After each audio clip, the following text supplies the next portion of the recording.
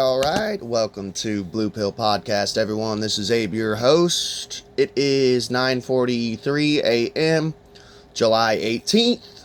I'm off today, and I'm off tomorrow. So, I went to the bank, did that, went ahead and got my money put in from payday yesterday.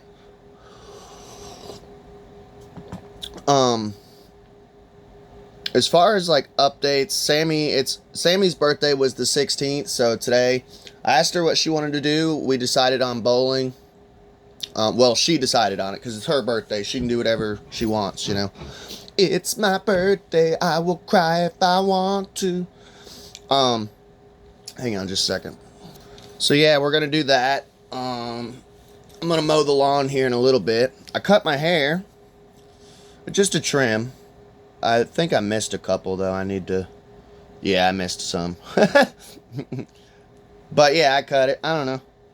I just was thinking about it. I'm like, yeah, it needs cut. Like, yes, I'm still doing the reverse mullet, but it was getting kind of long and scraggly looking, and I started looking a little weird.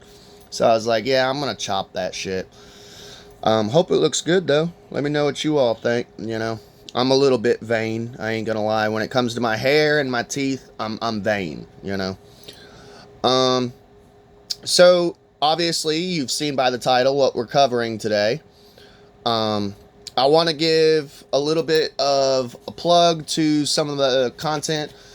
I have a Zelda playlist on YouTube, so if you're interested in, like, retro Zelda, that's what I've been covering mostly now. Once I'm done with the whole Game Boy library, I'm going to move on to the newer Zeldas. Probably DS will be my next move. I'm going to move on to DS. And probably play through all the DS Zeldas next. But I wanted to start from the beginning, and GBA is my favorite system. I'm doing it on original hardware. But yeah, if you're interested in Zelda, go check out that playlist, and you can save people's playlist onto your channel. That way, anytime I put out a new Zelda episode, which there will be more, it'll update on your channel, and it'll notify you, like, hey, like, just check in every now and then, you know? I don't think a lot of people know that you can, like, download people's playlist. Well, not download, but add it to your channel. That way, yeah, you're always getting notified. So this is Blue Pill Podcast. I do have another podcast if you're interested in conspiracy theories and shit. Check out Conspiracy Corner, which is honestly where I put this out anyway. So that's my main channel. That's my main podcast is conspiracy theories. Also, that's about it. Besides that, let me do buy me a coffee account set up in the link below. If you donate to the channel, I will snail mail you a Conspiracy Corner podcast bookmark. I've talked to Sammy. I'm going to actually make some Blue Pill Podcast stickers. I haven't made any Blue Pill Podcast merch yet, so look forward to that. I will also sign the back of this if you want. If you don't want me to, just hit me up through the comments of Buy Me a Coffee. But it helps me pay bills, you know. But yeah, let's get on with the show. One more thing. For the Zelda playlist, for the Zelda channel, for Blue Pill Podcast, I had planned on playing the original Link's Awakening, the black and white non-DX version, and review it. I've already played the DX version. That's the one I grew up with. But I always wanted to play just the original. Sadly, the saving battery is dead in this. So I wasted $30. Now, There's a computer shop though. Some guy gave me a number from this. There's a place that I frequent, CM Games. Shout outs to them over in Lexington. That's where I get all my games, my original hardware. So he gave me a number of a guy who replaces saving batteries. So I'm going to call them Monday because I called today. They're not open. I'm going to call them Monday and get a new saving battery for this. If they don't do it, then I'm probably going to at least attempt to do it myself, you know. Hopefully I don't fuck it up, you know. Today we're covering Solomon's Club. And I have the original cartridge. By the way, clamshells, dude. I'm about to order a shit ton of these clamshells because one day I'll show you my whole gaming collection. But I love clamshells. And like once in a while you'll get one, sometimes you don't. I'm just gonna order these things by bulk. But today we're covering Solomon's Club.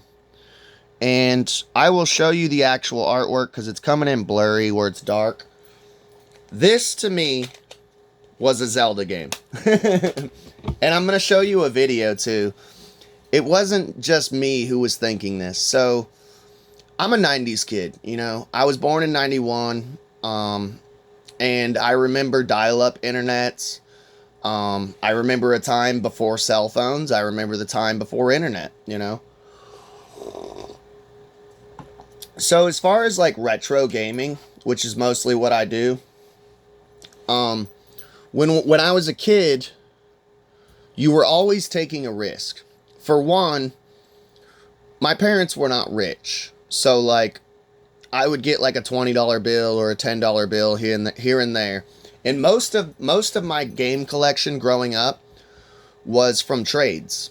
So, we used to go to this place down in Hudson, Florida. I'm a cracker. That's where I grew up. It was called Flea Masters. It was like outdoor/indoor flea market. It was really weird. It was like basically a bunch of booths, like tin roofs, and there was this game shop that we used to love going to, and the owners were like stoners, like just high as a fucking kite, and they were always cool as fuck though, man. And they would do straight trades.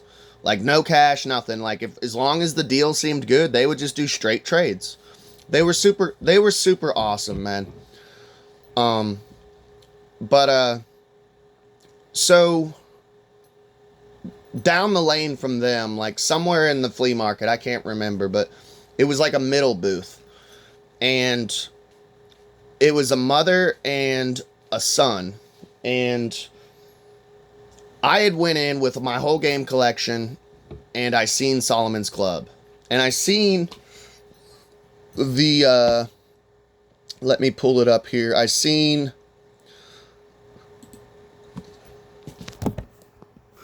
the image, the cover image. That's what it looks like on the actual cartridge. I mean, it looks like a straight up Zelda. You got a fairy there who's trapped behind bars. You got a fire-breathing dragon. You got this elf who's wearing green and brown. He doesn't have a sword, but he has a wand. And I, at the time, had Link's Awakening DX. And I was like, dude, that's a Zelda game, you know? But it says Solomon's Club on it, but I'm like, as a little kid, you're just kind of like, that's a Zelda game. Look, it's Link. He looks like Link, you know? And I'm going to get into it with the booklet and stuff. But to me, it was a Zelda game. To me, growing up.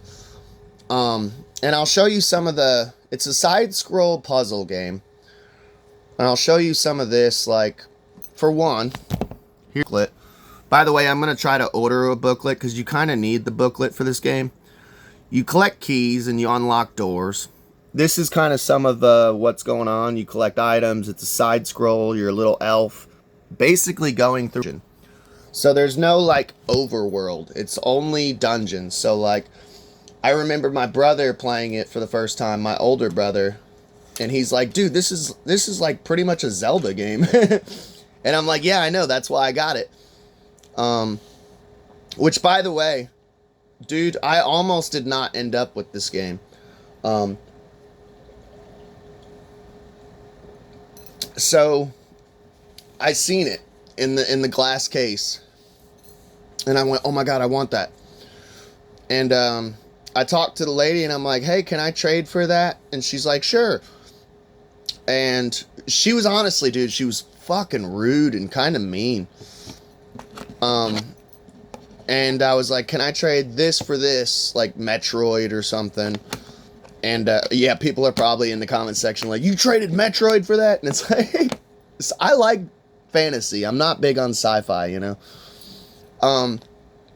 And she's like, "Well, I need $10 extra too. It's not just trade. You got to do trade and cash." And my mom was like, "Nope, let's move on. Like, she's rude. She's ripping us off." And I'm like, "Mom, please, I have to have this game. It's a Zelda game."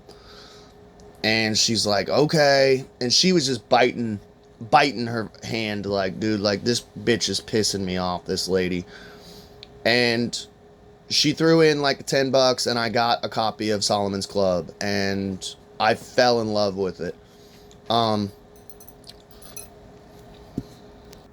So the main character is Dana. It's not Link, obviously. And see, it's like you pretty much build blocks, drop blocks. You can do magic. So this is where it gets even more into kind of a Zelda clone. Is like they have shops inside the dungeon. In each shop, they have items. So just like Zelda, they got items. Like you get a fireball. And it's like instead of rupees, it's coins. They got a squirt gun, a water gun, a hammer, which actually is a Zelda item, an hourglass, which is a Zelda item. Well, no, they have a stop clock. That's Zelda 1. A bell, which kind of like brings the fairies, which that's a fairy there. The shoes that like with wings, kind of like the Pegasus wings, and basically it makes Dana run fast, kind of like the Pegasus boots. And then you got your little pointy hat. These are the monsters here: a lion's head, ogre seal, a ghost, just like Zelda, they got ghost, but I think they call them guineas. A Neil, sparkling ball. This is literally a Zelda monster. It moves along the edges and rocks of walls. A strange one who can get close to Dana before you notice it. I mean, that's literally the same movement mechanics of the NPC of the sparkling balls in Zelda. I forget what they call them though. So here's some more of the creatures. Fire-breathing dragon, same as Zelda. A goblin. Now that's a goblin instead of a moblin, obviously. Flames with a face in it. That's another Zelda creature. Ogre's head, globula. These are obviously salamanders. Mirror of Chimera. And then gargoyle. So yeah, it's like, as a kid, man, this was a side-scroll fucking Zelda. Which Zelda has always gotten into. Well, they have made side scrolls, you know. They've made the non-canon Philips CDI ones. Zelda 2 Adventure of Link was a Zelda side scroll. Zelda Game & Watch is a side scroll, which is kind of like, we've talked about it previously. I'll link it down below in Spotify. Go check out the Zelda playlist on YouTube, but that way you can kind of get up to date. I'm doing this whole journey to unlock Zelda Game & Watch, which it's going to take like 20 fucking hours or 30 hours or something crazy. I'm a crazy person. But yeah, so side scroll is nothing new to Zelda, you know. And I remember my older brother being like, yeah, dude, this is like basically like Zelda 2, you know? So I'm going to show you a little video. I wasn't the only one who had this mindset. I'm going to play a little video with commentary. I'll give a shout out, obviously, proper shout outs to the content creator, but we'll play this video, and I still got a little more I want to talk about, if we have time, about Solomon's Club. Before we get into that, before we get into that though, here's the basic storyline. This is the back of the box. It says, guide the apprentice magician Dana on his quest for knowledge and power in this fantasy land of goblins, gargoyles, dragons, and fairies. Help him to learn the real power of his magic wand, gain hidden treasure, and purchase special powers. Find the secret key hidden in each room. Can you conquer Solomon's club and become the master magician Solomon? So yeah, it's like basically like occultism. That's Conspiracy Corner podcast material, though. I won't delve into the occultness of that, but so it's got superior graphics. These are the game features, 5 levels of difficulty, 10 rooms in each level. So altogether, there's 50 rooms that you have to go through in the dungeon. Password for continual action. So there is no saving battery, which honestly, you don't really need it. The password system works just fine. And 13 magical power-ups. So like 13 items and stuff. So yeah, let's get on to this video I'm going to show you real quick.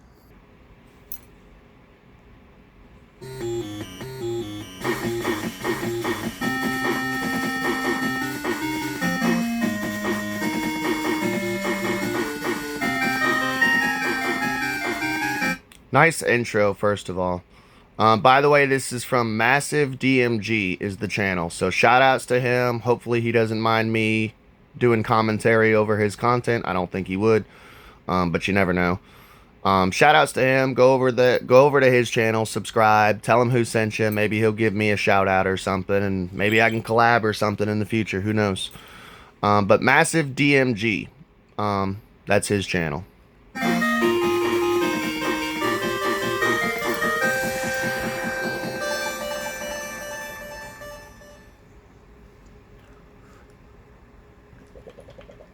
Welcome, Retro Gamers, to an episode of Massive Damage. And it's the first episode, so we'd like to start with a very special one. Back in Oh damn, this is his literal pilot episode, his first episode, so that's pretty cool. 12 years ago. 1990X, I was a 7-year-old little boy, and I kept nagging my parents about trying to get a Nintendo Game Boy. Now, why was that? Well, back in the day, there was this awesome little cartoon show which had live action segments and starred 2 very famous brothers, the Super Mario Brothers Super Show. But there was something else in there. There was a segment called The Legend of Zelda, which was about this weird little guy who was a bit of a slacker. He wore tights and a weird... I ain't gonna lie, and you can make fun of me. It is a guilty pleasure of mine, but I love that show. I have it, can't remember what platform we have it on, but I ain't gonna lie, dude. I love the original Legend of Zelda show. I used to have a VHS of it, and then I ended up buying a DVD of it, years later. I don't know if I still have that DVD, but, yeah, I love that show. I ain't gonna lie. Excuse me, princess. Little hat. So I checked it out. I was blown away by it. I had to get a toy sword and put it on my back and walk around with it when I was a kid because it was so awesome playing. Dude, I think every kid did that, man. I remember, I will never forget. I was super big into Zelda. I'd gotten a copy of Link's Awakening as a kid, and we had aloe plants growing in our yard, and I just slashed the fuck out of these aloe plants, and my dad was so fucking pissed. And he's like, who did this? And I'm like, I did. And he's like, why'd you do this? And I'm like, because I had this like little fake sword that I had bought from like a Dollar General. And I was like, I did. I was trying to collect rupees. And he's like, I didn't get a spanking. Luckily, I didn't get a spanking, but like, I am so surprised he did not whip my ass, because I just destroyed the fuck out of these like plants, and then I destroyed flowers. Like, my dad was pissed, man. Zelda. So I nagged to my parents, I want a Game Boy. I want a Game Boy, Mom and Dad. I even got magazines and, cut out the Game Boy adverts and placed it around the rooms everywhere, just so my Mom and Dad would see, I want a Game Boy. So in 1990X, I got a Game Boy, and I got 2 games with it. The first game is Super Mario Land, which is of course the pack-in game, and it is Mario on the Game Boy. which was really, really awesome back then. It didn't have Goombas, it didn't have Koopas, it didn't even have Princess Toadstool in it, you know, a space alien dropping down. I remember being on the school bus playing that. My buddy had a copy, and I loved it because it was the only Mario that I was actually good at. On the world and trying to take over. The original was just too hard for me. Cartoons is trying to rescue everybody. And it's a different world. It's not the Mushroom Kingdom. No, it's Sarasa Land with their own inhabitants and their own culture and their own stuff like that. Somewhere there was this bit of unease. It was like... I think I have a copy of this game, actually. Mario. Well, the other game I got was a Legend of Zelda game for the Game Boy. Was it Link's Awakening? Let's see. Yeah, it certainly is a Zelda game. It's called Solomon's Club, but for me back then, and for my parents back then, it was as much as a Zelda game as it could get. Because back then, Link's Awakening wasn't released yet, and there wasn't anything dictating how Link would or should. So I didn't know that. This is a precursor to Link's Awakening. So, yeah, this was the only quote-unquote Zelda game you could get for the Game Boy at the time.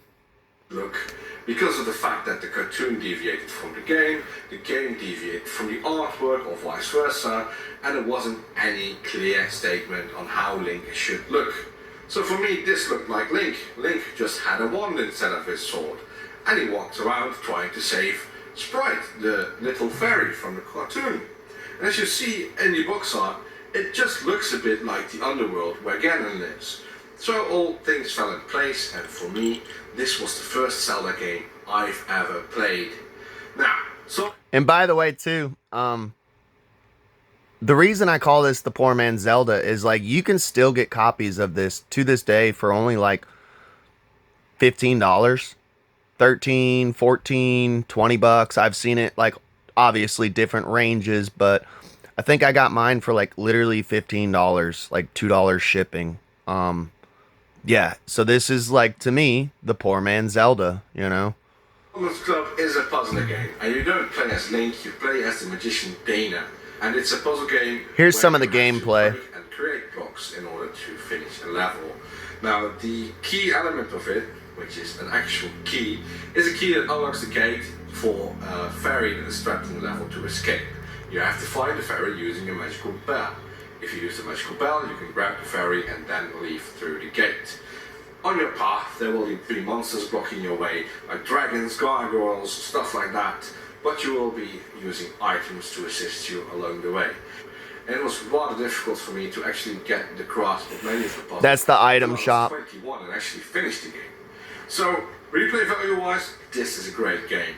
I mean, I started out when I was 7 and I finished it when I was 21 or something like that. So again, I can highly recommend this game in your Game Boy library. It's not rare as far as I know. It's not very well known because of the fact that it's on the Game Boy. But again, it is a wonderful, wonderful little game. So thank you for watching Massive Damage. I hope you've enjoyed the show. If you have any feedback at all, if you liked it, if you hated it, if you thought I should, you know, shave more often, if you thought I should change the lighting, if there's anything wrong with it. So yeah, we'll wrap it up there. So shout outs to him, Massive Damage, Massive DMG. Let's get on with the show. Hang on. So here's another thing. The thing with Solomon's Club is it's technically a port, is what people are calling it. I don't consider it a port, though, because it's based off of a game. It's supposed to be the Game Boy port of an original game called Solomon's Key. Hence, you get keys to unlock doors and save fairies, you know. So I picked up this system. It's called a Mercury. It's a bootleg system. It might not even turn on. Oh, I'll be damned.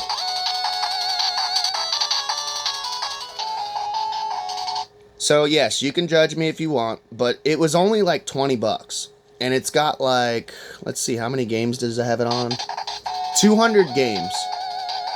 And some of these games are like pretty insane. Like there's like the Ninja Turtles game on here from Nintendo.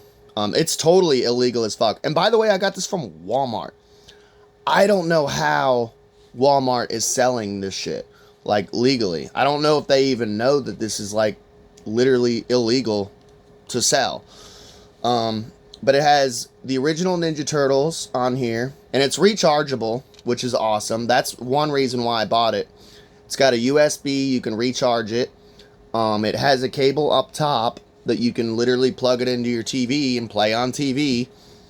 And the game selection is actually pretty impressive. Yes, it has like a lot of like license-free like garbage games that like China had made or something, but it actually has like quite a few Nintendo licensed games. So it's got Solomon's Key on it, obviously. It was the first time that I'd ever played Solomon's Key, the original, the Nintendo version. It is nothing like Solomon's Club. I ain't gonna lie, like, I was super excited when I first got it and found that it's got Solomon's Key on it. I was like, oh, I grew up playing Solomon's Club. Now I get to play, like, the original source material. Solomon's Key is a billion times fucking harder than Solomon's Club. So Solomon's Club, I've never beaten it. I want to one day just sit down and just fucking beat this thing. I've made it, like, I've gotten like 75% of the way through of the game. I am going to have to order a booklet just so I know what each item does, because it doesn't explain it in the game.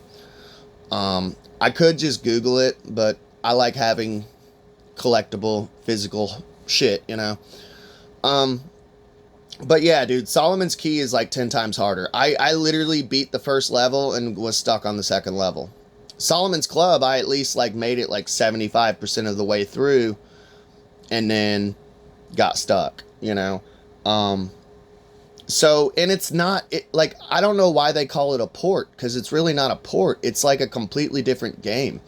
I consider them completely different games, Solomon's Key and Solomon's Club. But yeah, this Mercury, dude, I picked it up for like 20 bucks. And the box, I don't have the box anymore. I wish I did, because what drew my eye to it was honestly the same concept that me and this dude were talking about, the massive DMG, of like, there's a game on here called Archer, where it's the same concept. It's like a Zelda ripoff. Of like, you're this archer in a green cloak and green and brown, but you're shooting arrows up in the air at this monster, and you're in a dungeon. And I'm like, dude, this is a fucking poor man's Zelda. And on the cover of the box, it has like this literal like Link lookalike, like a generic Link, and I was like, same concept, man. And it comes down to like cereal boxes, and honestly, I wasn't trying to put it this way, but like conspiracy wise, it comes down to kids are not the brightest bulbs in the box, and it's not their fault. It's just because they're not adults and their brain is not fully developed. So when they see something, they go, oh, that's Link. I want that. And it works. It worked on me. Luckily, Solomon's Club paid off. That game Archer is a really good game. It paid off. But that's just the mindset of like children, of like, oh, green little elf guy, that's Link, you know? But yeah, dude, this was like 20 bucks. And by the way, too, like, it's got Solomon's Key on here. It also has like, and this isn't like the best quality. It's super light. It is rechargeable. You guys heard the audio on it. It is pretty loud. But it's got Ninja Turtles on here from Nintendo. Excite Bike, which is one of my favorite fucking games, Nintendo. I think it has Tetris on here. No, it doesn't have Tetris on here. It's got like some weird bootleg Pokemon one. It might have Contra.